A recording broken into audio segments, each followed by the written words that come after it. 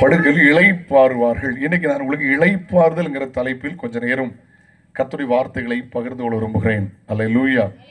Rest, இளைப்பாறுதல். கவனிங்க, இன்னைக்கு இளைப்பாறுதல் இல்லாத ஒரு உலகத்தில் உட்கார்ந்துருக்கோம். ரெஸ்டே இல்லாமல் வாழ்க்கையில் இளைப்பாறுதலை, பிள்ளைகளால் இளைப்பாறுதல் இல்லை, மனைவியால் இளைப்பாறுதல் இல்லை, பெற்றோரால் இளைப்பாறுதல் இல்லை, இனஜன பந்துக்களால் இளைப்பாறுதல் இல்லை. இளைப்பாறுதல் அற்றுப்போன ஒரு காலத்தில் வந்திருக்கிறோம். இயேசு சொல்லுகிறார், நான் உங்கள் இளைப்பாறுதலை தருவேன் என்று ஆண்டவர் சொல்லுகிறார். அதைத்தான் இந்த ராத்திரி வேளையிலே தியானிக்க போகிறோம். ஏசாயா தீர்க்கதரிசன புஸ்தகம், இயேசு பிறப்பதற்கு 800 வருஷத்துக்கு முந்தி வாழ்ந்த ஏசாயா தீர்க்கதரிசியை கொண்டு ஆண்டவர் சொல்லுகிறார். அல்லேலூயா. மிக தெளிவான வார்த்தை. ஆமேன். ஸ்தோத்திரம். சமாதானத்துக்குள் பிரவேசித்து தங்கள் படுக்கையில் அவர்கள் என்ன செய்வார்கள்? இளைப்பாறுவார்கள் என்று வாசிக்கிறோம். அந்த சமாதானம் என்றால் பரலோக ராஜ்யம். இது ரோமர் 14:17 வாசிக்கிறோம். அல்லேலூயா.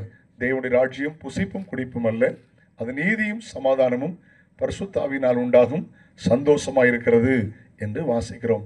இனி இளைப்பாறுகிற காலம் இனி வருகிறதா இருக்கிறது. எபிரேயர் 4ஆம் அதிகாரத்திலும் வாசித்து பார்த்தா 4:1 வாசிங்கள். எபிரேயர் 4ஆம் அதிகாரம் 1 வசனத்தை வாசிப்பீங்களா? வாசித்து உதவி செய்யலாம். எபிரேயர் 4ஆம் அதிகாரம் எடுத்தவர்கள் வாசிங்கள். ஆனபடினாலே அவருடைய இளைப்பாறுதலில் பிரவேசிப்பதற்கு ஏதுவான வாக்குத்தத்தம் பாருங்க.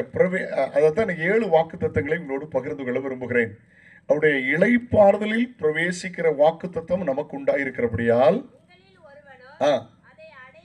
அடையாமல் பின்வாங்கி போனவனாக காணப்படாதபடிக்கு பயந்திருக்க கடவுள். நீங்க அதுல அந்த அதிகாரத்தில் 9 வாசிங்க. 9, 10, 11 வசனத்தை வாசிங்கள். ஆகையால் தேவனுடைய ஜனங்களுக்கு இளைப்பாறுகிற காலம் இனி வருகிறதா இருக்கிறது. ஏனெனில் அவருடைய இளைப்பாறுதலில் பிரவேசித்தவன்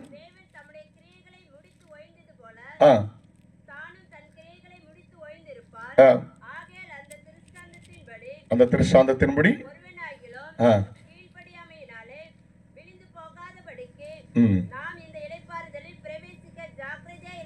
ஒரு சின்ன ஜெபம் பண்ணிடுவோமா? பரலோக பிதாவே, பரிசுத்த பிள்ளையாகிய இயேசு கிறிஸ்துவின் நாமத்தில் நம்முடைய சமூகத்தில் இருக்கிறோம். இந்த கடலூர் ஆசீர்வதிங்கப்பா.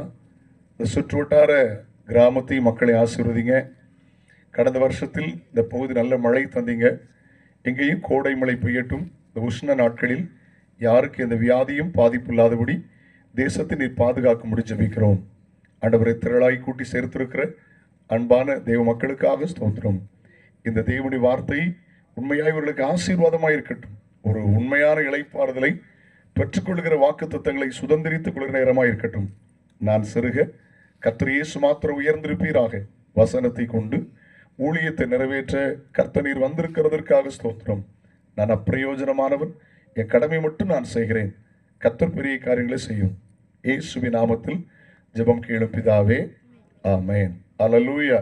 ரொம்ப எளிமையான, ஆழமா அப்படிலாம் நான் சொல்ல விரும்பல.